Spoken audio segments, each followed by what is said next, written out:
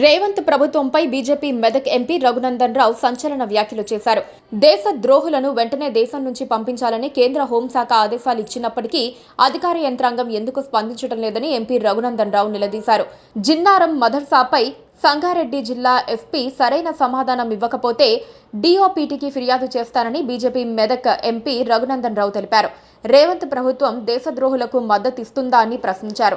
ఒక ఎంపీగా అడిగిన ప్రశ్నలకు జిల్లా కలెక్టర్, ఎస్పీ సరైన సమాధానం ఇవ్వలేదని మండిపడ్డారు. జిన్నారం మత ఘర్షణలో అరెస్టైన బీజేపీ కార్యకర్తలను సోమవారం సంగారెడ్డి సెంట్రల్ జైల్లో మెదక్ ఎంపీ రఘునందన్ రావు కలిశారు. ఈ సందర్భంగా రఘునందన్ మీడియాతో మాట్లాడారు. జిన్నారంలో అరెస్ట్ చేసిన వారి పట్ల రేవంత్ ప్రభుత్వం కక్షపూరితంగా వ్యవహరిస్తోందని మెదక్ ఎంపీ రఘునందన్ రావు మండిపడ్డారు. కిషన్ గంజ్ పేరుతో జిన్నారం మదర్సాలో ఉంటున్నది ఎవరని ప్రశ్నించారు. జిన్నారంలోని కోదండ రామాలయం భూముల్లో అక్రమంగా మదర్సా నిర్మించారని ఆరోపించారు. జిన్నారంలో అక్రమ అరెస్టులపై పూర్తిస్థాయి విచారణ జరిపించాలని డిమాండ్ చేశారు.